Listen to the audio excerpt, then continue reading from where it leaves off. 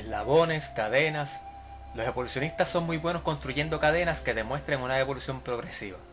Alguien dijo que una imagen vale más que 1000 palabras. Pero las siguientes palabras fueron dichas por el más importante paleontólogo del siglo XX. Es una característica del registro de fósiles conocidos que la mayoría de los grupos taxonómicos aparezcan súbitamente. Por lo general, no demuestran la existencia de una secuencia tal y como Darwin creía que debía existir en la evolución. Cuando en el registro aparece un nuevo género, por lo general está bien separado morfológicamente de los otros géneros conocidos que le son más parecidos. Este fenómeno se hace más universal y más llamativo a medida que se asciende en la jerarquía de categorías. Cuando la evolución se convirtió en el paradigma científico, los evolucionistas estaban convencidos que el tiempo les daría la razón, y que según fueran descubriendo nuevos fósiles, quedaría demostrado el proceso evolutivo de lo simple a lo complejo. Norman Newell escribió en el libro La naturaleza del registro fósil lo siguiente: por supuesto, esos descubrimientos aislados estimulan la esperanza de que se puedan encontrar registros más completos y se puedan llenar otras brechas. Sin embargo, esos descubrimientos son raros y la experiencia muestra que las brechas que separan las categorías más altas quizás nunca serán llenadas en el registro de fósiles. Muchas de las discontinuidades tienden a hacerse más resaltantes a medida que aumentan los hallazgos. Aún en la evolución de las plantas es notoria la ausencia de los fósiles de transición o eslabones perdidos.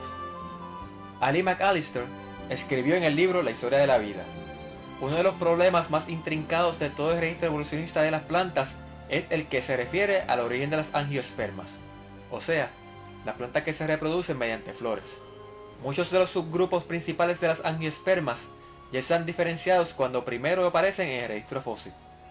Esto sugiere que el grupo tuvo una larga historia precretácica, que por alguna razón no ha quedado registrada en el registro de los fósiles. Sea como fuere, no hay fósiles de transición que indiquen el linaje del grupo. Como ven, hay grandes brechas, no solo eslabones, sino pedazos enteros de la cadena de la evolución que no aparecen por ningún lado.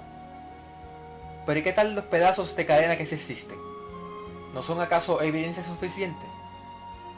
Lo serían si pudieran demostrar un proceso de lo simple a lo complejo, pero no es así.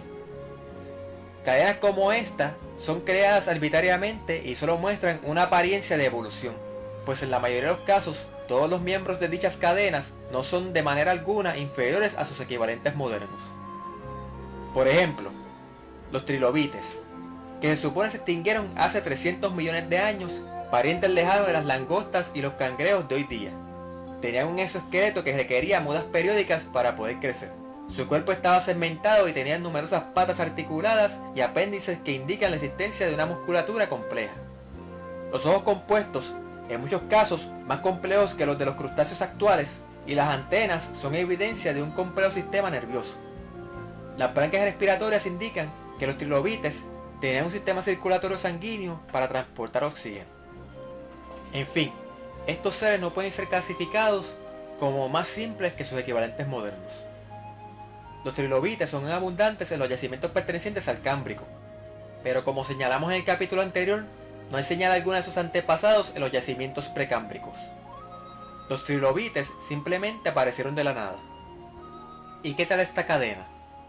Este es el ejemplo de evolución más usado por los evolucionistas, la cadena de los equinos, que comienza con el famoso Eohippus, cuyo esqueleto aparece aquí comparado en tamaño con la silueta de un gato. El nombre Eohippus, que significa caballo del Eoceno, es un nombre posterior, pero originalmente se le llamó Iracotherium, que quiere decir animal parecido al Irax. Richard Owen, el paleontólogo que lo descubrió en el año 1841, le puso ese nombre porque los restos fósiles se adecuaban más al grupo de los Irax. Esto es un Irax, y el famoso Eohippus no es más caballo que este roedor. Por supuesto, el Eohippus, o mejor dicho, Iracotherium, tiene un relativo moderno, el Mara. Este es el Iracotherium moderno. El Iracotherium es un ejemplo de la manera arbitraria como los evolucionistas construyen sus secuencias evolutivas. George Gaylord Simpson escribió en los principios de la clasificación y la clasificación de los mamíferos lo siguiente: Matthew ha demostrado que el Iracotherium, también Eohippus, es tan primitivo que no es más definidamente un équido que un tapírido, un rinoceróntido, etc. pero debido a la costumbre se lo coloca a la raíz del grupo de los equidos. La filogenia del caballo está pues lejos de ser la sencilla secuencia monofilética que se pretende es ortogenética, que se presenta en la mayoría de los textos y obras de divulgación. La realidad es que el Eohippus está más cerca de esto que de esto. Pero si hay un fósil famoso, ese es sin duda el Archaeopteryx. El hallazgo en 1861 de los primeros fósiles de Archaeopteryx produjo una auténtica conmoción en la comunidad científica, pues por primera vez se podía examinar un posible eslabón entre los reptiles y las aves. Si usted ve los dibujos del Archaeopteryx en libros de 50 años atrás, verá una lagartija cubierta de plumas. Sin embargo, las representaciones más recientes lo presentan más bien como un ganso o pato con cola larga. Esto debido a que la concepción que los científicos tienen hoy día de los dinosaurios no es la misma de 50 años atrás. La mayoría de los estudiosos concuerdan que los dinosaurios están más cerca de las aves que de los reptiles. Tanto así que en algunas representaciones más recientes, los tiranosaurios, raptores y demás han comenzado a ser dibujados cubiertos de plumas. Las garras es lo que más diferencia al Archaeopteryx de las aves que conocemos hoy día. Claro que esas garras son más bien una concepción del artista, y no se puede decir a ciencia cierta si el Archaeopteryx tenía esos dedos sobresalientes de las alas o si los mismos estaban debajo de la piel y solo las uñas sobresalían. Pero no es como si el Archaeopteryx fuera la única ave con garras. Le presento el Oaxim, un ave del sur de Venezuela cuyos pichones tienen garras con las cuales se mueven en las ramas de los árboles hasta que sus alas se desarrollan. Las brechas, eslabones perdidos o como les quieran llamar, hacen tan obvia la improbabilidad de una evolución gradual que haya durado miles de años que algunos científicos han optado por una nueva hipótesis: el equilibrio puntuado. En esta nueva hipótesis, la evolución no se dio siempre en forma lenta y gradual, sino más bien súbita. Un día, una iguana puso un huevo y cuando se rompió el cascarón, en lugar de una iguanita salió un pollo. Entre los promotores de esta poco aceptada versión de la evolución se destaca el paleontólogo Stephen J. Gould, quien por muchos años administrara el Museo de Ciencias Naturales de Nueva York y fuera inmortalizado en un episodio de Los Simpsons.